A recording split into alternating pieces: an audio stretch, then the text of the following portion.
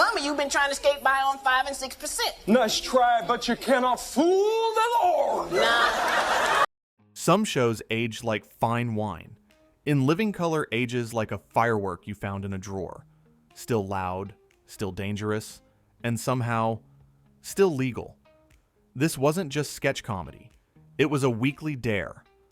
Let's see what we can get away with on network TV, in front of everyone, right now. And the wild part is, they often did. Fox needed something bold in the early 90s, and In Living Color showed up with a show that felt like it was made by people who were tired of asking permission. The pace was fast, the jokes were sharper than a freshly broken CD, and the energy was pure controlled chaos. Like the whole cast had just chugged a 2-liter of Surge and decided to reinvent TV. But behind that chaos was a lot of weird, messy, fascinating history. Naming drama, network tension, live TV gambles, lost material, and a rotating lineup of future superstars who were about 5 minutes away from changing pop culture forever. So let's count it down. 15 weird facts about In Living Color you probably didn't know, or forgot existed until right now. 15. Jim Carrey was filming his 1994 movie Breakout while still appearing on the series. Here's a weird little time warp. While In Living Color was still on TV, Jim Carrey was already strapping on the rocket pack. By the early 90s, you can almost feel it happening. His sketches start landing, like, this guy isn't just the funny one. This guy is the event. And around that time, he's juggling the show while his movie career is about to detonate into that famous 1994 run. That's what makes this fact so fun. You're watching him on this scrappy, chaotic sketch show. And at the same time, Hollywood is basically preparing to clone him and ship him worldwide. It's like seeing a band play a sweaty club gig while you already know they're about to headline stadiums. And it adds a layer to those later episodes, because you can sense the show turning into a launchpad. Not just for Carrey. Every season starts feeling like a rotating, before they were massive showcase. Which brings us to another Carrey-related oddity that's hilariously easy to miss. 14. Jim Carrey was credited as James Carrey at first. If you ever stumble across early credits and do a double take, yeah, that's real. Early on, Jim Carrey is sometimes credited as James Carrey, which feels like the most polite version of him imaginable. James sounds like he's about to host a charity gala, not hang upside down and scream a joke into existence.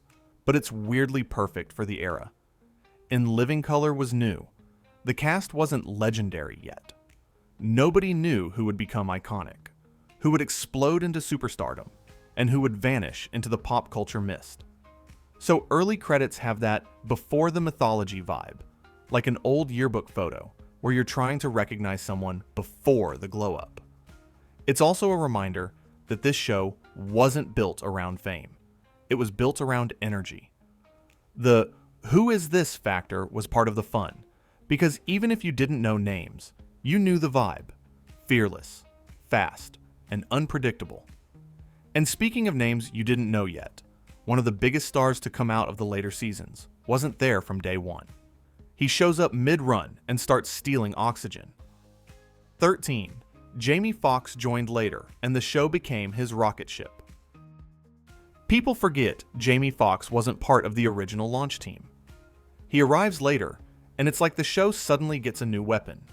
Someone who can do impressions, characters, musical timing, and pure charisma without breaking a sweat. He had that rare, I can do anything in the room energy. Like you could hand him a random hat and a bad wig, and he'd still turn it into a character people quote for years. The timing is what makes this weird fact so satisfying. By later seasons, the show's lineup is shifting. Some familiar faces are leaving or appearing less. The chemistry changes, and right when you'd think the engine might sputter, you get this new performer who feels like a whole new era arriving. Foxx is one of those talents who makes you wonder how he was ever new to audiences. He feels instantly fully formed. And because In Living Color was built on bold swings, it gave him a perfect place to experiment, sharpen his voice, and build the kind of momentum that carries into everything else. But Jamie wasn't the only late-stage shift. By the time you hit the final season, the show itself starts feeling like a different universe. 12. The cast turnover is wild. Season 5 is basically a different universe. If you only remember the peak years, Season 5 can feel like you walked into the wrong party. Same house, same music, but half the people you expected to see are gone, and someone's cousin is suddenly DJing. That's not a knock. It's just a genuinely strange reality of the show's run. In Living Color went through serious cast reshuffling, and by the end, the original Wyan's heavy identity is less dominant. Some key players step back or exit, and the vibe shifts from family-run comedic insurgency to the brand continues, but the era changed. You still get talent. You still get sketches. You still get flashes of that old electricity, but it's different electricity, more like a later season remix than the original track. That's why this fact matters. It makes the show feel like multiple shows stitched together across the early 90s. And if you're binging episodes out of order, you can get whiplash. One week, classic recurring bits. Next week, a totally new dynamic, like the writer's room moved apartments overnight. And one constant thread through all that change? The show's style, especially movement and rhythm, helped hold it together. Which brings us to the person who helped shape that whole vibe. 11. Rosie Perez helped define the show's movement and style. A lot of sketch comedy is built on jokes, timing, and characters. In Living Color also had something most sketch shows didn't, a strong music video heartbeat. The transitions felt alive. The pacing felt like it belonged to the culture of the moment. And a big part of that came from choreography and movement, especially through the Fly Girls. Rosie Perez is often credited as a key creative force behind that dance element early on, and you can feel it in the show's DNA. Those bumpers weren't filler. They were part of the identity. They made the show feel like it had swagger between sketches, like even the commercial breaks were being dared to keep up. It's a weird fact because people tend to remember the comedians first, not the dancers or the choreography. But the show's look and flow mattered. The dancers weren't just there to dance. They helped make the whole thing feel modern, kinetic, and unapologetically stylish. And once you notice that, you start noticing individual dancers too, including one who would eventually become a global superstar with her own kind of swagger. 10. Jennifer Lopez was a fly girl, and that fact still feels unreal. It's one of those facts that sounds like trivia someone made up for a bar quiz. Before she was J-Lo, she was a fly girl. But it's true, and it's still funny to think about, because the show wasn't presenting her as future icon Jennifer Lopez. She's just there, part of the machine, doing her job, hitting the beats, looking like she belongs. And that's what makes it weird. In Living Color accidentally doubles as a time capsule of people right before their careers explode. You're watching a dancer in a sketch show bumper, and later that same person becomes a massive pop culture force. It's like finding an old commercial and realizing a future A-list celebrity is in the background, holding a bag of chips. The Fly Girls were visible, stylish, and integral to the show's identity, so it wasn't exactly blink and you'll miss it. But still, it's wild to see how many major trajectories pass through this one chaotic TV orbit. And the funniest part? The Fly Girls weren't just window dressing. They were part of the show's secret sauce, helping it feel like a party that never stopped moving. 9. The Fly Girls weren't just dancers. They were the show's secret weapon. On paper, dancers between sketches sounds like garnish. In reality, the Fly Girls were a vibe-setting superpower. They weren't just filling time. They were building momentum. They made transitions feel like part of the comedy experience, not a pause button. If the sketches were punches, the Fly Girls were the rhythm that made the punches land harder. And because the show was so visually driven, bright colors, bold costumes, fast pacing, the Fly Girls helped make it feel like a living mixtape. You'd go from a sketch to a dance bumper to another sketch, and it all felt connected, like the show never lost its pulse. That's why they mattered. On a lot of shows, the in-between parts are forgettable. Here, they became iconic. The look, the movement, the music, those pieces turned the show into an experience, not just a collection of sketches. It also helped In Living Color stand apart from the sketch comedy template people were used to. It wasn't just SNL, but on Fox. It had its own identity, one that's hard to replicate now without feeling like a copy. And speaking of things you can't replicate, try recreating this show on DVD. Because here's the next weird fact. The versions you own may not be the show you remember. 8. The DVD releases aren't the exact show people remember. If you've ever watched the show on DVD or certain re-releases and felt like something was off, you're not imagining it. In Living Color is one of those shows where music and timing are part of the DNA. But music rights are expensive, complicated, and sometimes a nightmare. So in some home releases, pieces got altered, music swapped, segments shortened, and in some cases, material omitted. That's why people argue about the real version. One person remembers a sketch hitting a certain way. Another person watches later and thinks, wait, wasn't there more? And suddenly, you're down a rabbit hole of which release had what and why a particular moment vanished like it was snapped out of the timeline. It's weird because the show's identity is so tied to its era. The sounds, the vibe, and the pop culture references. When you change the music, you don't just change background noise. You change the temperature of the whole scene, and it connects directly to another infamous moment where later edits became part of the story. The live Super Bowl halftime episode, and a joke that turned into a whole legacy problem. 7. That live halftime episode became infamous for a joke that got edited out later. Live TV is like walking a tightrope while juggling knives, except the audience is also filming it, quoting it, and bringing it up at family dinners for the next 30 years. When In Living Color aired live during Super Bowl halftime, the stakes were absurdly high. Massive audience, maximum attention, and absolutely no do-over if something went sideways. And one of the reasons that episode lives in TV history is that it included a moment that later became controversial enough that versions were edited in later airings or releases. That's the weird part. A sketch show doing what sketch shows do, pushing boundaries, then having the culture catch up later and go, we're gonna need to talk about that.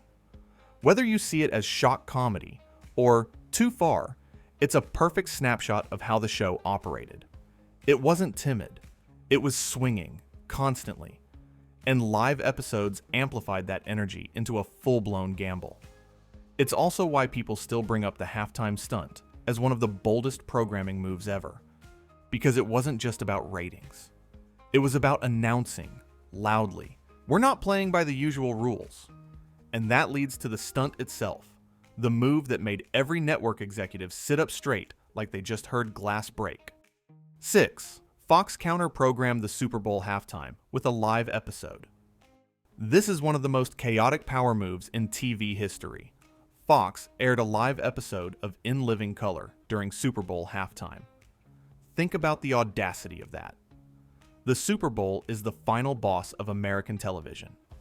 Halftime is supposed to be the show within the show.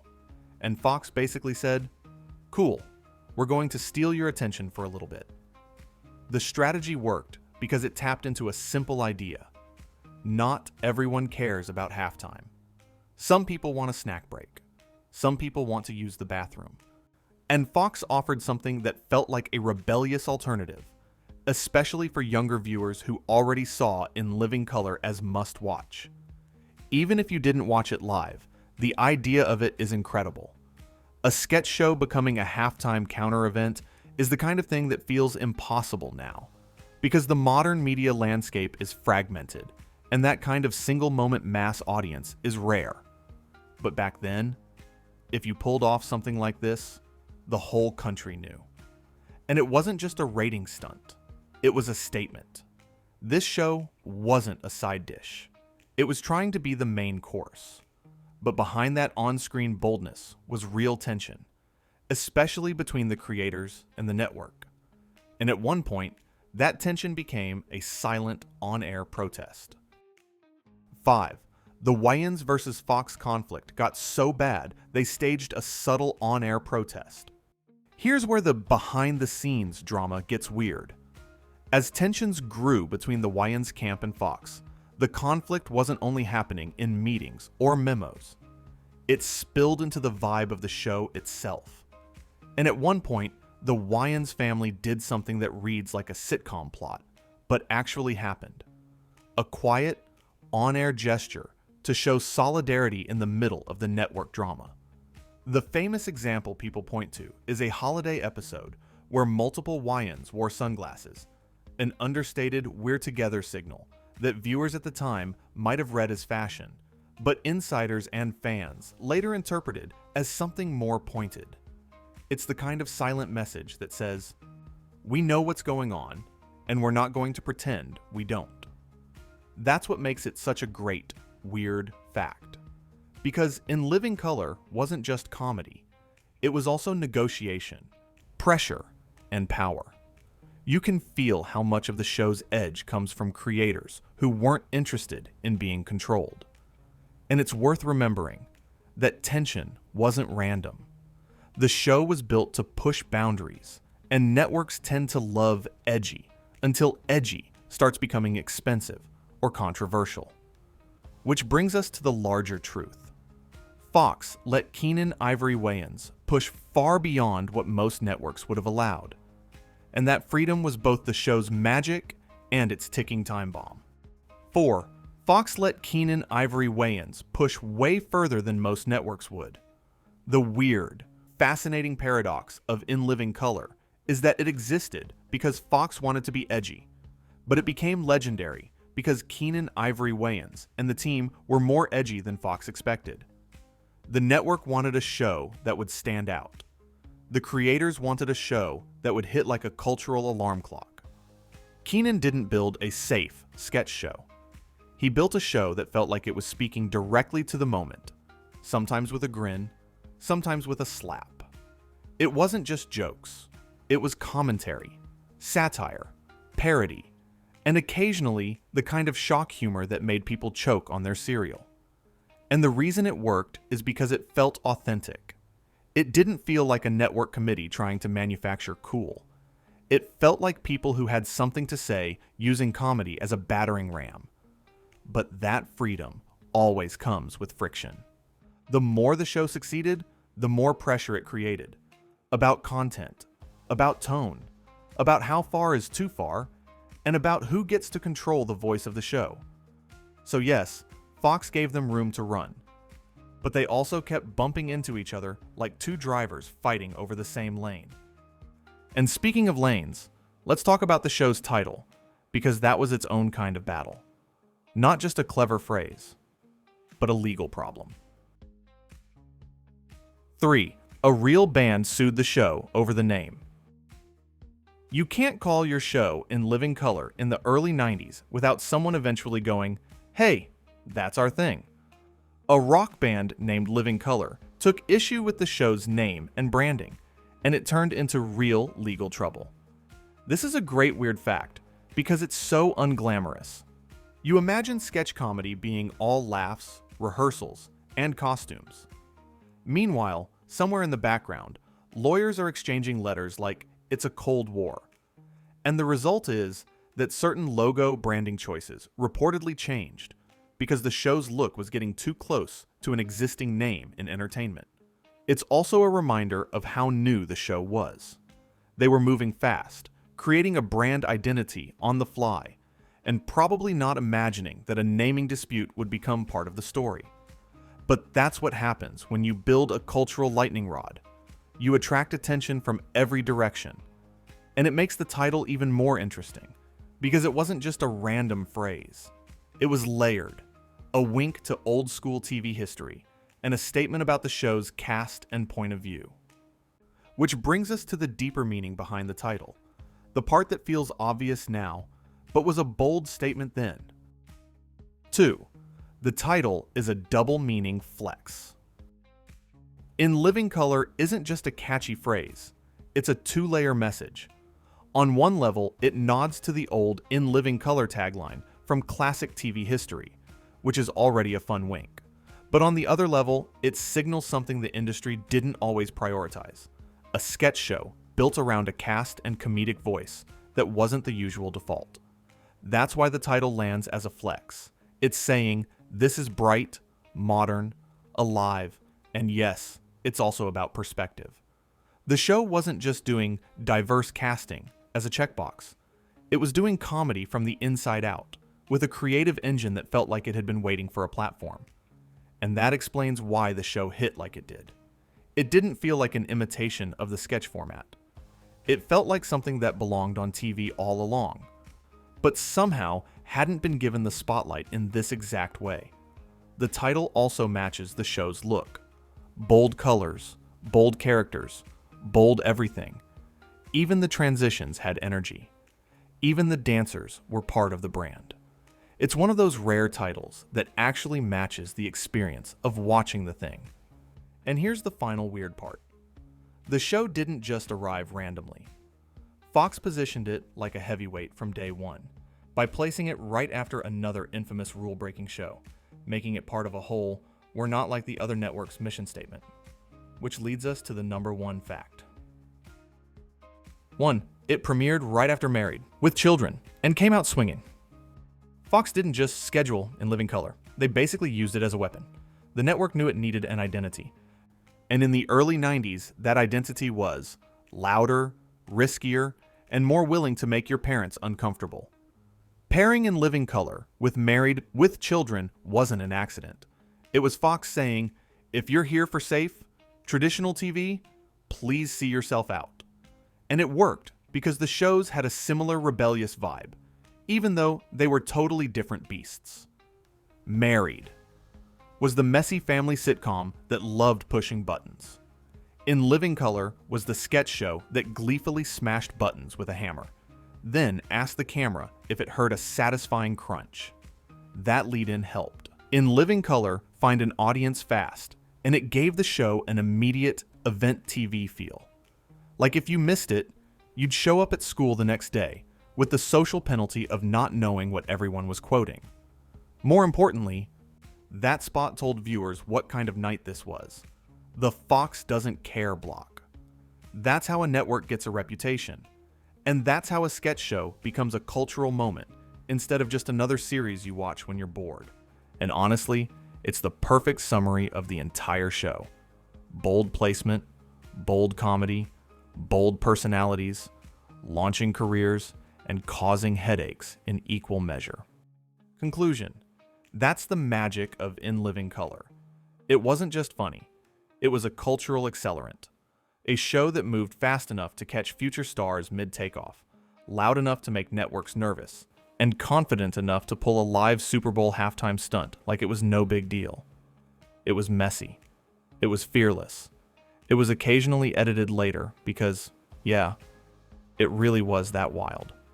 And yet, that's exactly why it still gets talked about. Because when a show feels like it's breaking rules in real time, you don't just watch it. You remember where you were when you saw it. Now I've got to ask, what's your all-time favorite recurring bit? Homey D clown, Fire Marshal Bill, Men on Film, or something else? Drop it in the comments. And if you want more weird facts, deep dives like this, hit like, subscribe, and tell me what show you want next.